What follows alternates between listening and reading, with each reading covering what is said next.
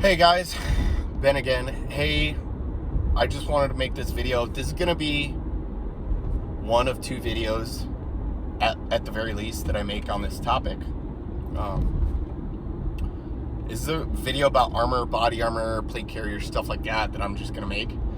The next one I'm going to show you guys my carrier, show you how I have it set up, why I have it set up that way, how it corresponds with battle belts, work belts, how it corresponds with my handguns, stuff like that. Okay, so to start, before I get into my stuff, yes, civilians should have body armor. Who cares why you have it? It's your right. Secondly, invest in good body armor. Don't go get metal armor. Don't go get AR 500 or Spartan armor or Caddy armor or whatever it is that's metal. Don't go buy that. That's going to get you killed. Okay? Even if it does stop around, the spalling is absolutely unacceptable. Alright, so we've gotten that out of the way. I run two RMA 1135s or 1155s, excuse me. One front, one back. They're level 4 plates. And they're rated to stop everything up to and including 30-06 black tip, which is armor piercing. However, at that point, I think you probably have a little bit more of a problem than worrying about what your armor will stop if somebody's slinging 30-06 black tip at you. So I kind of got into the armor game back when I was super heavy in airsoft. Yes, I still do airsoft. I train with it a lot more than I actually play.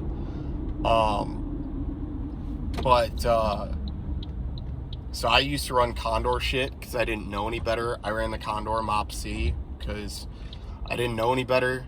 I didn't think it really mattered. To me, it does now. So the first thing I'll say is invest in quality armor. Second thing I'll say, invest in a quality carrier. So stuff that I like is going to be anything from Shellback, so like their Banshee series, anything from First Spear, any of their shit, like Cry JPCs, anything from LBT or LBX, either one works. I know last I checked a couple months ago, I think LBT 6093s and ABUs were on sale for like $295. That's because they're in the old Air Force Tiger Stripe and nobody likes that color. But if you're looking for a cheap carrier and you don't care about the color, that's the carrier to get. Okay, so now let's talk about, you know, some of the companies out there that make plates. Pericles great, Hoplite's great. I like RMA. I know a lot of law enforcement companies law enforcement agencies deal with Safe Life Defense. I don't like Safe Life. Their marketing is great, but their CS is not, and some of their QC I've heard has gone downhill. Who else do I like? God, I can't even think of who else I like. Any of the polyurethane shit from a good company, and make sure it's NIJ 0.6 or NIJ 0.07 rated. Don't go off these NIJ tested or meets NIJ standards. Get NIJ certified stuff, because the NIJ, the National Institute of Justice, certifies body armor. They're like the go-to guys for certifying armor.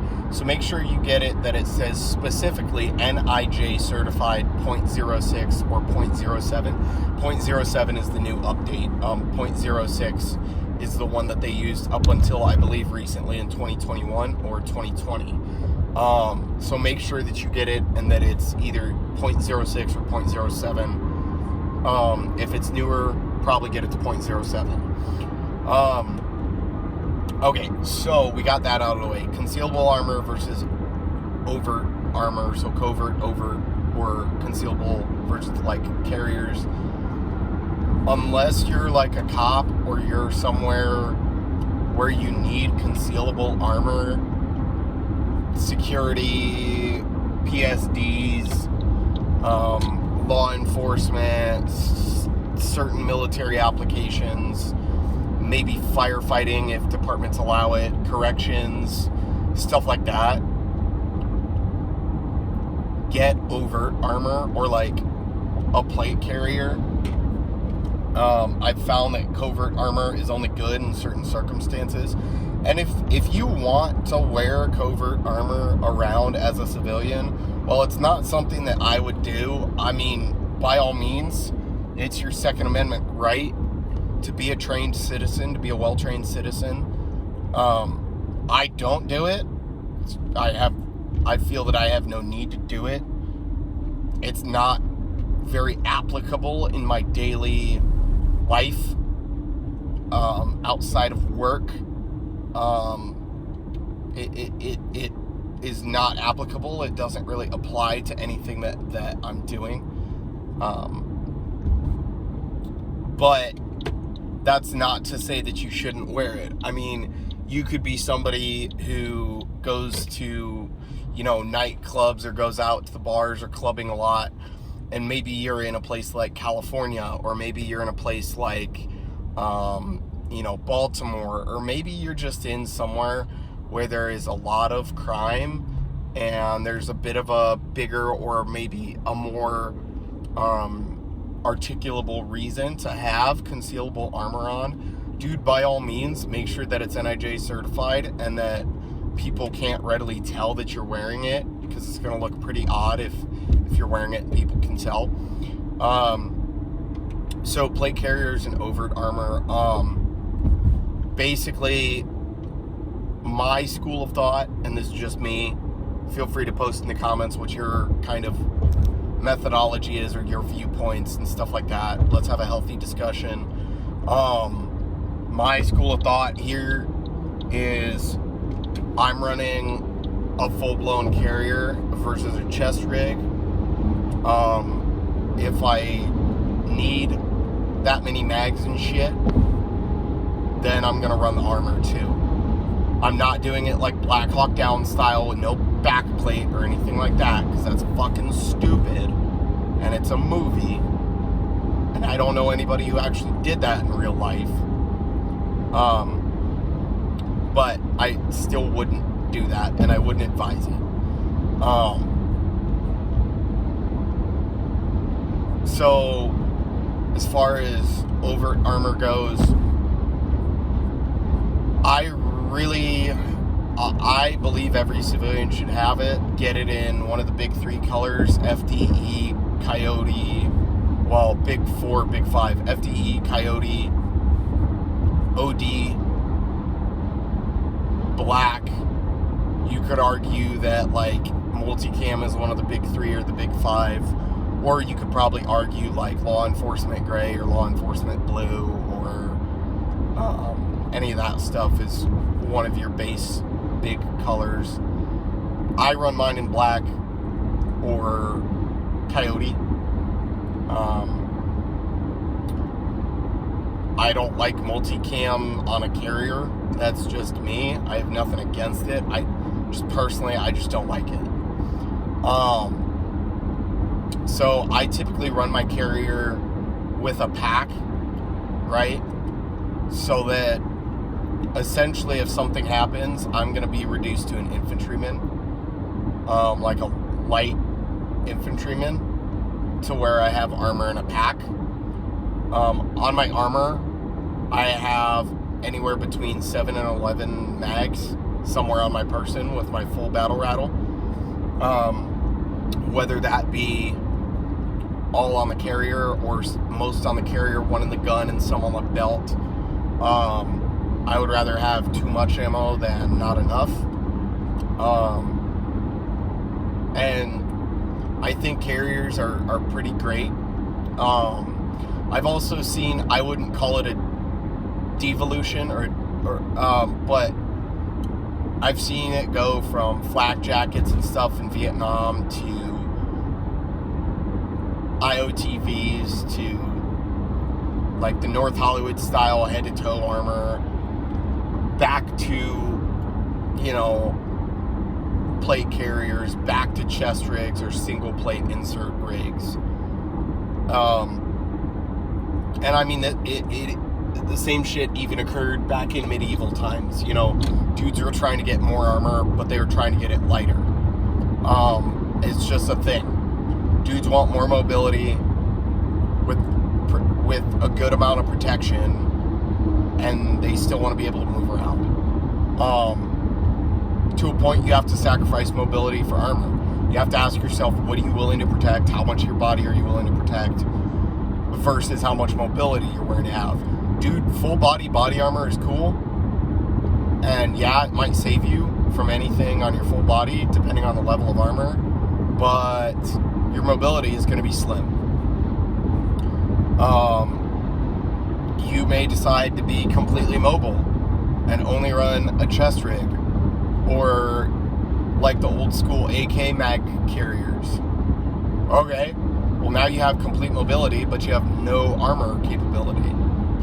So you have to find a happy medium and a healthy medium in between armor and mobility. And it also depends on the application. You know, if you're a SWAT dude who wears armor every day for a living, your practical application is going to be different than a union guy who works a 9 to 5 and shoots every weekend out at the range and works on his tangible skill set with his armor, right? Or, you know, if you're a military guy, your armor and the usage for your armor is going to be a little bit different than that civilian who works as a clerk typist or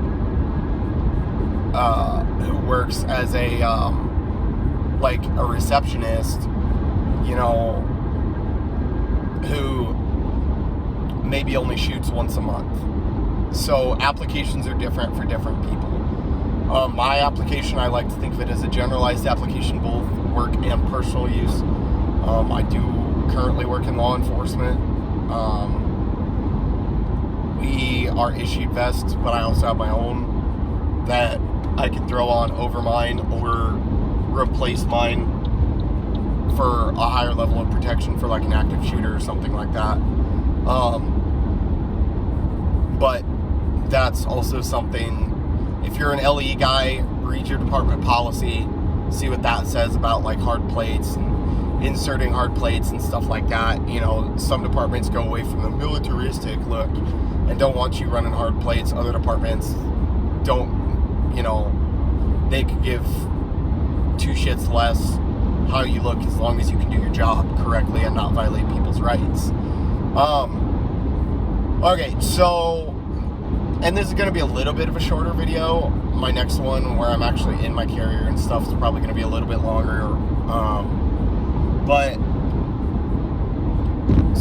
you know, okay, new shooters and armor, right? I see these dudes that drop cheap money on a fucking shitty AR and a shitty handgun, or maybe a decent handgun and a shitty AR, and then they go buy a Condor Mop C, or they buy some airsoft quality vest. A, you're going to get ripped off or fucked over on your pricing, and the resale value is going to be less than double what you paid. B, get quality armor, a quality carrier that's going to last. C, buy it because you're a civilian, you need it, you're part of the well-regulated militia, right? So buy it, and if you're a new shooter, train off of it.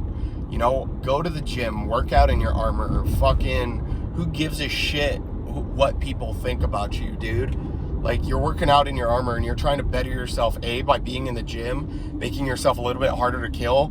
B, you're sitting there fucking making yourself even harder to kill by being educated about armor, right? So no matter how you look at it, you're gonna make yourself a better person either way, right? So, and what's gonna happen for that is, you know, for example, you're gonna go do your cardio day, or maybe 2 cardio days a week in armor, and all of a sudden when you don't have armor, your running's going to be so much further, so much faster, and so much better, right? So and that's one of the big things is,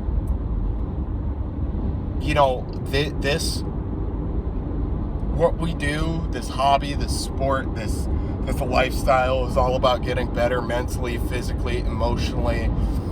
You know, it's just who we are.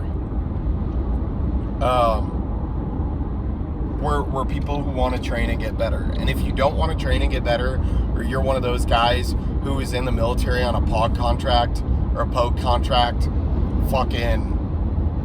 and you